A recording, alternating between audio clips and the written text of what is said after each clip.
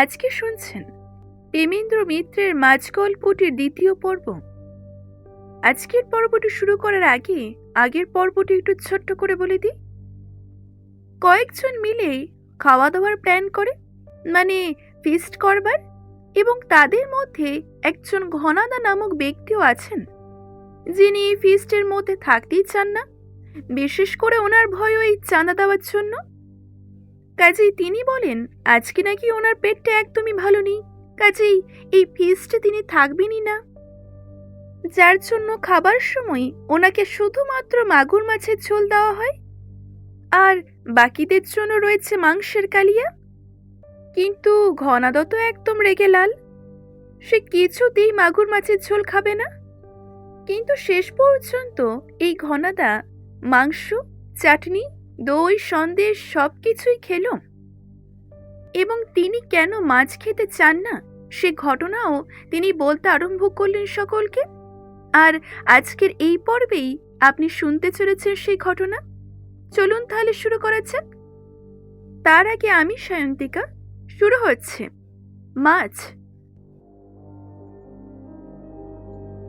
ঘনাদা বলতে আরম্ভ করল, 1929 সালে 23শে সেপ্টেম্বর যে চন্দ্রগ্রহণ হয় তার কথা তোমাদের না জানাই স্বাভাবিক, কারণ সে চন্দ্রগ্রহণ বাংলাদেশও তো দূরে থাক, ভারতবর্ষ থেকেও দেখা যায়নি। তবে ডক্টর আলফ্রেড হিল যে কারণে 1930-এ FRGS অর্থাৎ ফেলো of the royal geographical society রূপে মনোনীত হয়ে সম্মান লাভ করেন। এইভাবেই কিছুক্ষণ ভূগোলের বিবরণ দিতে আরম্ভ করল ঘনাদা। তারপর বলল, কিভু এবং এডওয়ার্ড হ্রদের মধ্যে নতুন একটি নদী জন্মাবার কিছু বিবরণ তোমরাও হয়তো শুনে থাকবে। ভূগোলের জ্ঞান আমাদের সকলেরই সমান, ওরই মধ্যে শিবু যা একটু আধটু চর্চা করে। কাজে ঘনাদা একটু থামতেই শিবু জিজ্ঞাসা করল, কিভু আর এডওয়ার্ড হ্রদ কোথায় বলুন তো? আফ্রিকায় না? হ্যাঁ, আফ্রিকায় বেলজিয়ান কঙ্গোর এক্কেবারে পূবে, বিষুবরেখার কিছু দক্ষিণে। আমরা কেউই সেখানে নতুন নদী জন্মাবার কথা শুনিনি জেনে ঘনাদা দ্বিগুণ উৎসাহ ভরে আবার আরম্ভ করলেন। জার্মানির এক নামজাদা সার্কাস কোম্পানি আর স্পেনের এক চিড়িয়াখানার বায়না নিয়ে আফ্রিকার জঙ্গলে জঙ্গলে তখন নানা জাতের অদ্ভুত দুষ্প্রাপ্য প্রাণী ধরে বেড়াচ্ছিলাম। চিড়িয়াখানার ফরমাস মতো প্রায় সবকিছুই তখন ধরা হয়ে গেছে। জিরাফ আর জেব্রার মাঝামাঝি অদ্ভুত প্রাণী ওকাপি, কঙ্গো লাল বামন মোষ, বাঘা বেড়াল, চিতা, হায়না, এসব তো আমার সঙ্গে আছেই। তাছাড়া নানা জাতের পাখি, মাছ, সাপও জোগাড় করেছিলাম। সার্কাস কোম্পানির ফরমাসটাই তখন শুধু হাসিল করতে বাকি। অবশ্য সেটা বেশ একটু শক্ত। তাদের জন্য একটা বাচ্চা গরিলা ধরে নিয়ে যেতে হবে, আর গরিলা ধরা তো বড় সোজা কথা নয়। তার উপর এমন দুর্ভেদ্য জঙ্গল ও পাহাড়ের মধ্যে তারা লুকিয়ে থাকে যে তাদের সন্ধান পাওয়াই মুশকিল। কঙ্গো ও ক্যামেরুনসের নিবিড় জঙ্গলে প্রথমে বন মানুষদের মধ্যে সবচেয়ে বিশাল এই প্রাণীটি আবিষ্কৃত হয়। তারপরে কঙ্গোর পূবে কিভু হ্রদের কাছাকাছি পাহাড়ের প্রায় 10,000 ফুট উঁচু জঙ্গলে এক বড় জাতের গরিলার সন্ধান পাওয়া যায়। আপাতত সেই গরিলার আস্তানা দিকে যাচ্ছিলাম। আফ্রিকার বিশেষ করে ওই কঙ্গোর জঙ্গলে চলাফেরা করা যে কি ভয়ঙ্কর ব্যাপার ভুক্তভোগী না হলে কল্পনাই করতে পারবে না। এসব জঙ্গল এমন দুর্ভেদ্য যে প্রতি পদে পদে কুড়ুল কাস্তে দিয়ে পথ পরিষ্কার না করলে এক পাও এগোনো যায় না। 150 থেকে 200 ফুট উঁচু বড় বড় গাছ লতায় পাতায় আকাশ এমন ঢেকে রেখেছে যে দিনের বেলাতেও সেখানে সূর্যের আলো অতি কষ্টে চুইয়ে আসে।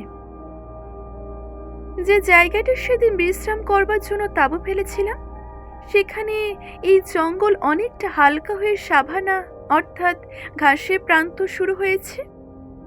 অবশ্যই ঘাসও যেমন তেমন ঘাস নয়, ফুট উঁচু একটা জোয়ান মানুষ তার ভেতর অনায়াসে ডুবে যায়।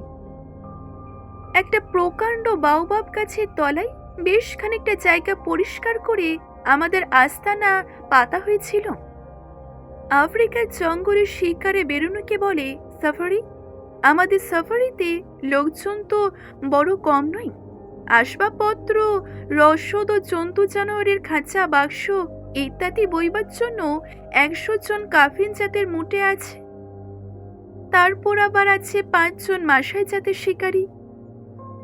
এই অঞ্চলে সিংহের উপদ্রবটা খুবই বেশি বলে আস্তানার চারিদিকে 4টে আগুন চালাবার ব্যবস্থা করে ও পালা করে 2 জন শিকারীকে পাহাড়ে রেখে সবে তখন নিজের তাঁবুতে এসে শোবার বন্দোবস্ত করছি। আমার তাঁবুতে 2-4টে দামি পাখির খাঁচা ও মাছ, গিরগিটি ধরনের দুষ্প্রাপ্য প্রাণীর কাছের চারগুলো সাধারণত থাকতো। একটা মাছের চার কি করে ভেঙে ফুটো হয়ে সমস্ত জলটা দেখলাম মাটিতে গড়িয়ে পড়েছে। মাছটা কাঁচের জারের তলায় খাবি খাচ্ছে দেখে সেটাকে অন্য একটা জারে তুলে রেখে জল ঢালছি। এমন সময়ে যোগন এসে ঘরে ঢুকলো। যোগন আমাদের সবচেয়ে বিশ্বাসী অনুচর ও সমস্ত কাফিন, কুলি ও মাসাই শিকারদের সর্দার। যেমন দৈত্যের মতো চেহারা, ঠিক তেমন সাহস ও অসীম। খাটো একটা বল্লম হাতে মানুষকে সিংহের কাছে সে অনায়াসে এগিয়ে যেতে পারে। এমন কোনো প্রাণীকে সে গ্রাহ্যই করে না। কিন্তু তার সব সাহস শুধু দিনের বেলায়। রাত হয়েছে, অমনি ভূত প্রেতের ভয়ে সে আঁতকে ওঠে। কাছেই ঘরের ভেতর ঢুকতেই যোগানের মুখ চোখ দেখে আমি বুঝলাম সে রীতিমতো ভয় পেয়ে রয়েছে।